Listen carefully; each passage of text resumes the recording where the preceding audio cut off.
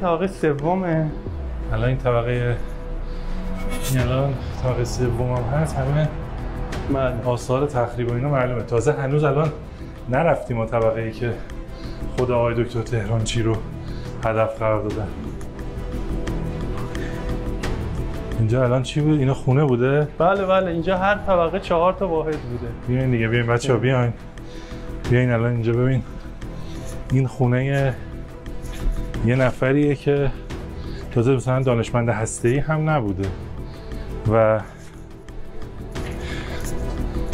دیگه شما دارید میبینید دیگه، یعنی خونه کسی که دانشمند هسته‌ای هم نبوده، نظامی هم نبوده، چیزی هم نبوده، یعنی فقط همسایه بوده و خود دانشمند هسته‌ای بودن جرم نیست و گناه نیست و این خباثت و این جنایت انجام میده دیگه. اینجا دیگه شما دارید نگاه میکنید که ابایی هم نکرد از این که بقیه چی میشن.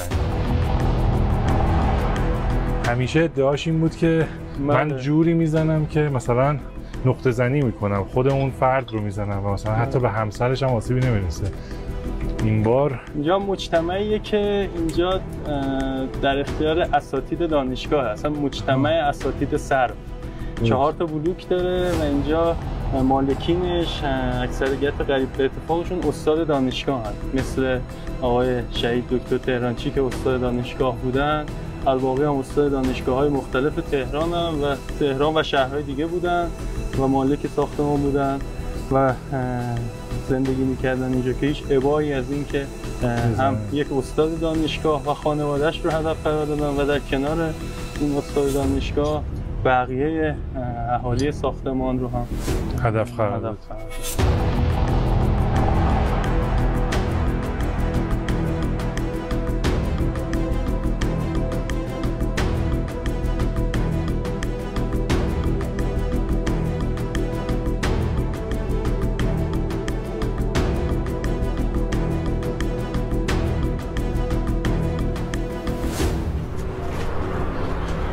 شما دیگه روز حادثه اومدید اینجا؟ بله.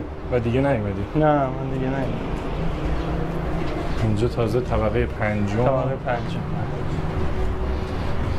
تو چند طبقه؟ یعنی طبقه ششم طبقه بابا اینا بوده، تو چند طبقه پایین؟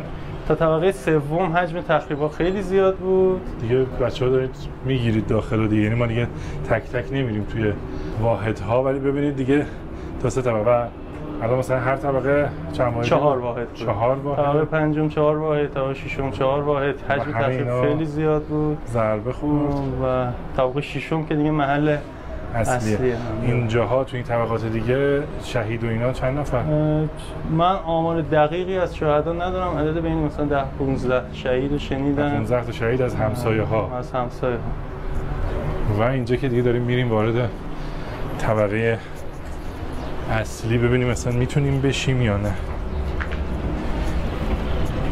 2 تا از شهدا که از طبقه ما بود، از طبقه پنجم هم 4 تا از پاسدارای حفاظت آقای دکتر شهادت است.